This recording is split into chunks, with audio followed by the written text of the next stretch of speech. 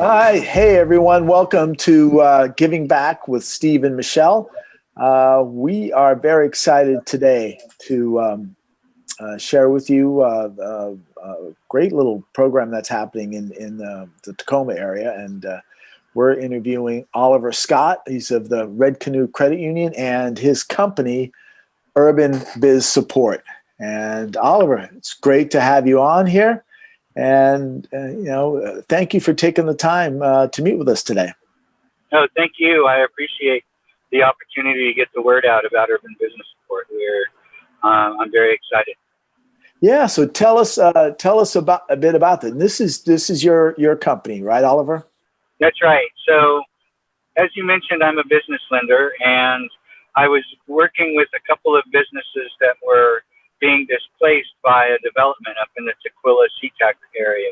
There were 75 businesses that were being displaced by a variety of developments, and I wasn't able to get funding for them, usually because they didn't have a business plan and their personal credit wasn't up to snuff. So I started Urban Business Support to address those issues and to get business plans for businesses and to work on personal budgeting so that they could ideally access capital to survive being displaced. And I started it about 2 years ago now. Wow. We went into our first year of operations in July of 2019. And yeah, so we're new, which is why I really appreciate the opportunity to talk to you today. Yeah, we're grateful to have you come on because we see a value in what you do, because the idea that especially with prices in Seattle and Tacoma going the way they are, the small business owner is getting squeezed out, and especially someone who doesn't have the access to capital or the knowledge, really. Right. Part of our business is that we try to preach education, and right, you're finding these people, right? They don't know how to do a business plan. They can do what they can do, right? That's right. So our vision is development without displacement. We think that development of low-income communities is a great thing, but it should come at the benefit of the people that live there and work there, and not having them be displaced. And the way that we go about doing that is we have a 3-step program. We provide business plan training, personal credit, and leadership skills to businesses that are in gentrifying neighborhoods and businesses that are affected by COVID as well. They're facing many of the same problems. And as I mentioned, we have a 3-step program. The first step is a business plan in a day. Wow, that's nice. We use a mobile app that, through a series of activities and exercises, creates a basic business plan for you. It takes 6 hours. It's a free course, and yeah, you come out with about a 7 to 8 page business plan with financials. That's really nice. That's fantastic. Yeah. Our nephew went to school for 4 years to put a business plan together. So Right. we could have saved hundreds of thousands of dollars for that one. It's true. It's very easy. The app, it doesn't use a bunch of jargon, so anybody can sit down and do it and run through it. And what I really love about it is that it makes the financials very easy, because it just asks you what your revenue is and what your expenses are, and puts it together into a spreadsheet for you. That's fantastic. Nice, because you know what it is, Oliver? People tend to see, oh my God, a business plan is so complicated. No one's ever, come, I don't know how to do that. And so people stop. So that you're providing something that they can get done in a day. Mm-hmm. Right. Yeah, it's a basic plan. And the next step of our program an entrepreneurship program.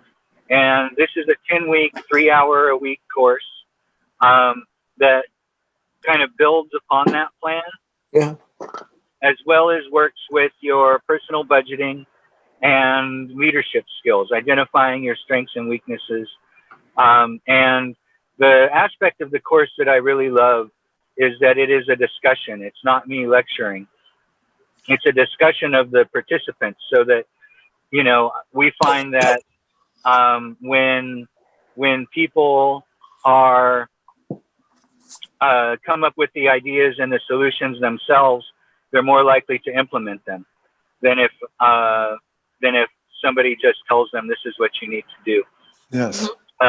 And it also serves as a great networking tool, because they get to know other business owners in the area and hopefully work together. What our goal is to have is to create more collective action among these small business owners, so that they can maybe negotiate collectively with a developer to make sure that they are able to get into the commercial real estate that is being developed. Or perhaps they're able to pool their resources and even buy a building themselves. And so that collective action, that leadership, inspiring business owners to step up and be the leaders in the community that they are. That's right. It's the small business owners they're going to lead the charge, and that's right. The idea that they can actually buy their own building. That's awesome. Wow. Well, that's the goal.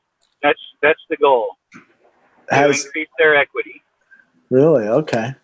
And then finally, the third step of the program is an MBA advisor program, where we pair them up with an MBA. We're partnered with the UW-Tacoma's business school.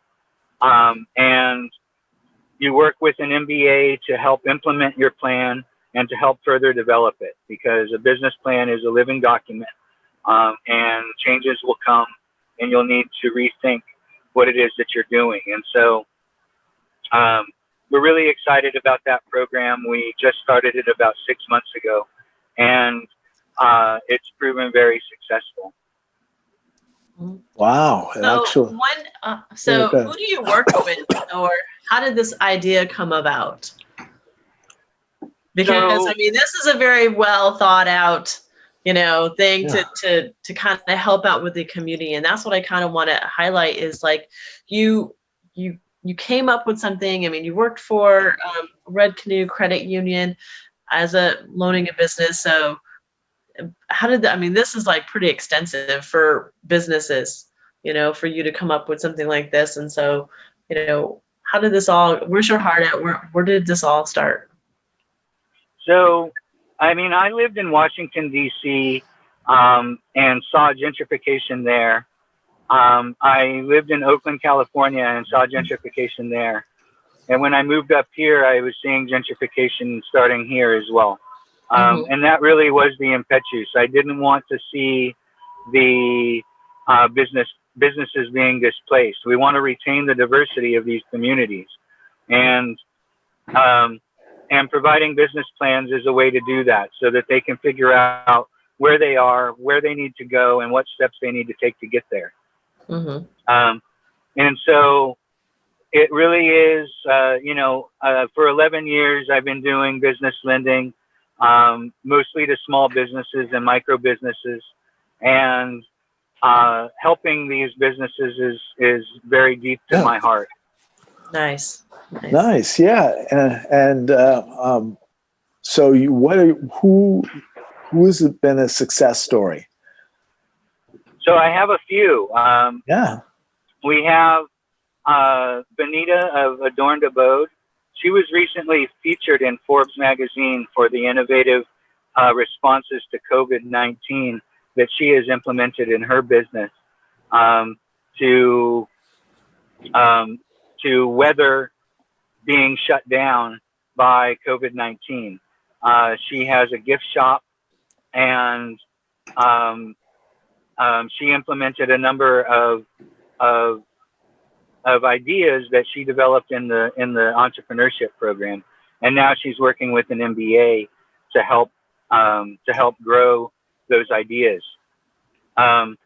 We also had 5 business owners who pitched to a Shark Tank, and all 5 were funded. Wow. They were funded with grants. And The finally, Shark Tank, they were on. Wow. not the Shark Tank. It's just a local Shark Tank here Okay. but it's the same concept where they pitch their business plan and to a group of investors, and the investors awarded them all financing. Nice. We also have Demetria Richardson, who won a Woman Minority Business Award using her business plan. The award came with $3,000 to purchase beauty supplies. She's a beauty salon. Okay. And we're very proud of her as well. Oh, nice. Yeah, because right, the beauty salon business, right? Because a lot of them are solo entrepreneurs. Yeah, but who serve the community directly. That's right. And, that's right.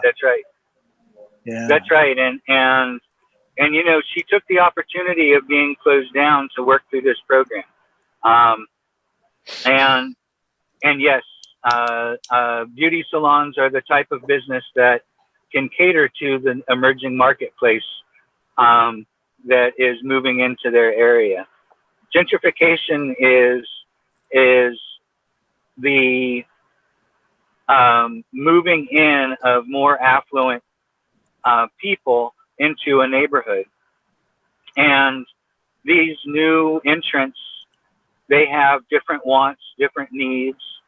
And in order for a business to adapt, survive, and thrive in their community, they need to adapt, and they need to figure out what works in this new marketplace. And beauty salons are an excellent example of something that will continue to serve the community. Yeah, exactly. So that's an excellent point. Because, right, when you say gentrification, right, businesses that don't really serve the existing community, but the emerging community that's coming in there. And so those businesses that serve the existing community are forced out, higher rents. Yeah, that's what you're doing is awesome. Because, right, what's the percentage of minority-owned businesses? So it's rather considerable. 93% of our participants are minority-owned businesses. 83% are women, and 77% are low and moderate income. And so we are very proud of those numbers. We trained in our first year. We trained 64 entrepreneurs, and we are hoping to do 150 this year. Wow. Nice. So you said 80% of your business is women? Whoop, whoop. That's right. Wow. What is it about guys not willing to reach out, seek help? I don't, they're stubborn. I don't know. Who knows? Yeah, exactly. But that's great, because but on the on the outside of your network, right, actually the amount of minority businesses is very low, right? Like that are around in the area, minority-owned businesses in general. So right, yeah, minority-owned businesses in the nation are very small, and in these communities, that's not often the case. They are minority-owned businesses generally in these neighborhoods, which is why it's so important to keep them alive. Yeah, exactly, right. I agree. So how long is Urban Business Support? How long, Oliver, have you been in business? How long has this been? So I started the program 2 years ago. Okay. But we've been in operation for about a year and a half. Okay. We started operations in July 2020. The 6 months before was finding money to make it happen. Right. right? But what a year to start your business, right? 2020. That's right. 2019. I apologize. We Oh, started in okay, good. 2019. 2019 was But still, you know, but 20. but yeah, we hit a road bump because our course is meant to be in person, and we really needed to adapt the program to an online service. right. And so we were out for a couple of months there, but we got up and running, and I think that the online course is working very well. Yeah. Oh, wow. Okay. Yeah. So, Oliver, a little bit about yourself. Now, are you from the Tacoma area, or oh no, you said you lived in Oakland and That's right. in I'm DC. from Oakland originally. I have moved around a lot in my life. I started a program like this in Mexico, in Guadalajara, and worked there for a couple of years. Um, and but other than that, for the past 11 years, I've been doing business lending. I worked for the #1 micro lender in the country down in Oakland, and And about 50. when you say micro, I'm sorry to interrupt, but when you say micro lending to people who might not understand, Yeah. what is micro lending? So microlending is doing small loans to businesses, and small loans are defined by the SBA as $50,000 or less. Most banks don't work with loans that are that small, and so the SBA started a microloan program to address those needs, and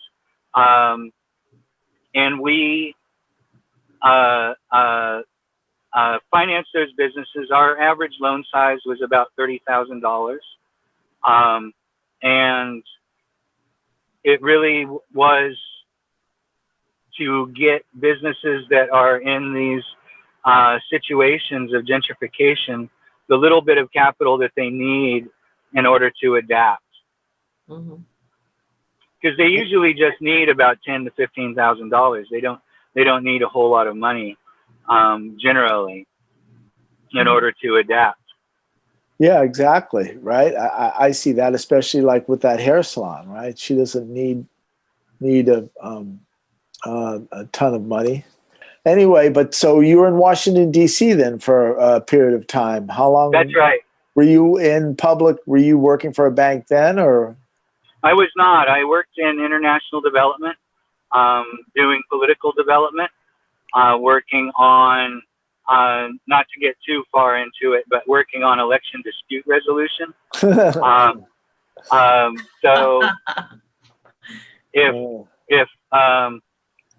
if folks needed to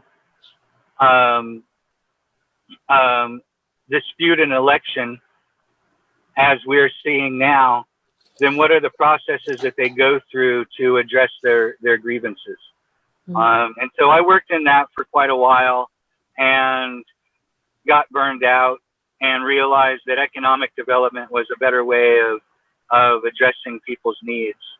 And so I made the switch to working with small businesses and haven't looked back. Nice. Oh, okay. Wow. Nice. So, and like Michelle kind of alluded to, asked that earlier. So, how did you, like, how did you become part of this? Like, how did this desire really to help out the small businesses, just because of living in Oakland and stuff, or was this or whereabouts in Oakland did you live anyway? I lived all over, actually. I'm from Alameda, which is a town just outside of Oakland. By the airport. And that's right. And but as an adult, I lived in the Lake Merritt neighborhood. I lived in West Oakland. I lived in Jack London Square. I lived all over Oakland. You lived right in Oakland, yeah. Wow. Yeah. I lived in Uptown. Because I saw that idea, right? That Oakland was just the prices just became astronomical, right?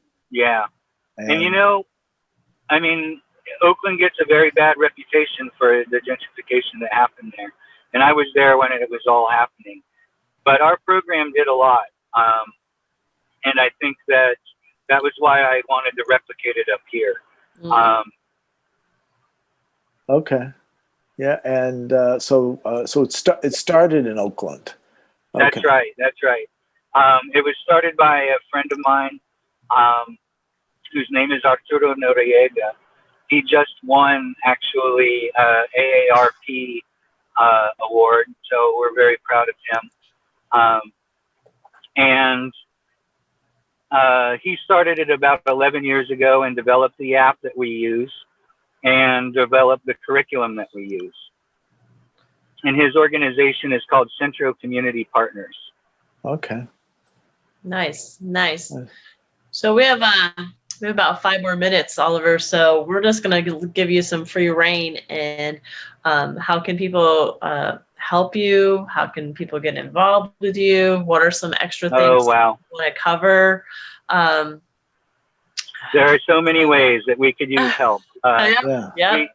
We could use volunteers, board members.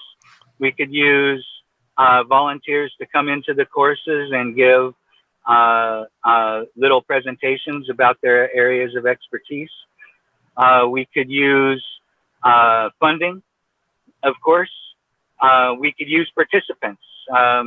We want to hit 150 this year, and we so really when you want to say make participants, you mean business owners?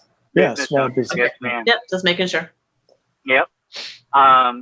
And they can do that by going to businessplanaday.org. That is the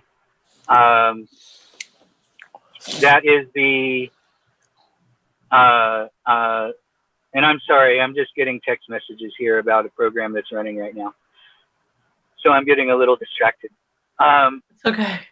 But what else can people do to help out? We could use board members that are focused on finance or marketing. Okay. We have a good board of 4 people, but we'd like to grow that out, including Arturo Noriega that I mentioned before. He's on our board. We have a business owner from Tacoma who is on our board. We have a banker from Timberland Bank, and we have a funding development specialist who helps us fundraise, among other things. Yeah. Nice. Yeah, fundraising never stops, right? No, it does not. That's probably about 70% of what I do. Yeah, exactly. Always out there, right? Raising right. capital, right? Well, where do you like? What's your ultimate goal? Like your big, to do with this program to help to build it into a what do you want to do? My eventual goal is to form a microloan organization that mirrors what we did in Oakland, California, providing loans up to $35,000 to small businesses that are in these gentrifying neighborhoods. And starting out with our participants, graduates of our program, would be eligible to apply for one of our loans. That's a few years down the line. It takes a whole lot of money and it takes a whole lot of preparation that working as a full-time business lender and working full-time on this, it's not really conducive to coming up with that type of program yet. Yeah. But it's coming. It'll get there. I'm sure. It will get there eventually. Yes, it's our 5 to 10 year plan. Yeah, but isn't it crazy that banks only want to talk to the and we found that in our business, only will talk to you unless you want to, borrow a lot of money, right? Right. 100,000. Well, go ahead. It's because the amount of work that goes into a loan is the same, whether it's a small one or a large one. And so they don't make any money on the small loans. Mm-hmm. Okay. And the only way to do microloans is through grant money, really, to subsidize the amount of work that you're doing. Wow. Yep, yep, yeah, that's right. People don't, and we see it in our business because people don't have enough money. People don't want to sit down because it's same amount of work and not enough return. So it's good that you're Right. doing that to help the Mhm. small business owner because they need someone like you. So this has been awesome, Oliver. I really appreciate you taking the time to Thank come you. speak with us, and we're glad that you're able to kind of spread your message. And I'll definitely keep it in mind to look Yeah. for small business owners and stuff. So Wonderful. So great. that's Urban Business Support, and you can get them at businessplannininaday.org. Business plan in a day. Business plan in a day. Businessplaninaday.org. That's right. All one word. Businessplaninaday.org. Got it. All right. Well, hey, thank you, All right. Oliver. You have a great holiday season, and Happy holidays thanks to for you, coming Oliver. on. Yeah, Thank you. Happy holidays. you got it. Take care, Oliver. Bye-bye. All Okay, right. bye. Bye. Oh, Oliver, don't hang up. Oliver, don't hang up yet. Oh, I got to take a okay. picture. Take a picture. Okay, hold on. Smile. Hi, we're here talking about positive money conversations because a lot of times we found that when the talk turns to money, it tends not to be positive, correct? No, you're right. It just times like all of a sudden people start to clam up and they don't want to talk about it, and so here's some ways that you can help to have that conversation with your friends and families. Yeah, exactly. So, and it's all about creating an ease and a familiarity and lack of judgment. I think people have a tendency to feel that they're going to be judged by they're talking about finances, and so we like first tip is to be open and honest, and you have to be a little bit vulnerable when it comes to money and come to a place where you are and not be Yeah, so a lot of people think that they're going to be judged by their either lack of money or how they haven't handled their money very well, or they might have just a negative history about money, like, oh man, I just don't know anything about it. So be honest, be honest with your husband, your friends, your family, and then you know what, you get your power back. When you start talking about your goals and your dreams, about what it is that you want to accomplish with the money that you have, all of a sudden you get this victory, I guess, over how to well, you start take that control. exactly. You start seeing things on a forward basis. You're not stuck in revisiting past mistakes or past whatever when it comes to money. Hey, what can we do? Not what have I done, but what can we do about money? And that goes to our second thing about being using positive language. Oh yeah, that's huge. Positive language is always And better. because we all can say we grew up with maybe not all, I won't say that, but a lot of people grew up with a negative mindset or negative image of money. Money doesn't grow on trees. Yep. I'm not made of money. We can't afford it. You hear that constantly. So when people, Well, just think of it this way. What do you think, Steve, when you talk about a budget? I think I'm unlimited. Yeah. I mean, I'm on a scarcity mindset type of thing. Only got a certain amount, Right. so you want to hold on to it. How about this other one? How about, hey, we got to watch what we're spending. Have you ever done that? Yep, exactly. So what does that feel like? It feels limiting, and that's Well, it feels like you're being punished, right? Like, right. oh, I can't being really, punished. so I can't really, spend what I want because I'm limited, right? Or I got to watch what I'm doing, right? Yeah, so you have to say, hey, things, if you can't afford something or you're unlimited, say, I'm unlimited budget. That doesn't fit with my strategic plan or our plan towards money. Plan sounds so much better than a budget, and essentially that's what a budget is. It's a plan. Right. It's right. a plan in place, how much you're going to spend. So why not call it something like that? Call it like a plan, and then use and well, we found that the word can't is probably one of the most negative words ever. I can't do something. Exactly. Replace can't with choose. I choose not to do something. I choose not to spend at this place. The money is not being well spent there. So Right. you choose, right? The Right, choice right. is back in your corner. And number 3, think about leading with your goals, right? That kind of goes with your choosing. Like, hey, like someone would say something like, hey, I'm broke. Well, don't say I'm broke. Just say, hey, I choose to, I don't know, whatever you choose to do. I choose to do, something different with my money because I want to buy a house.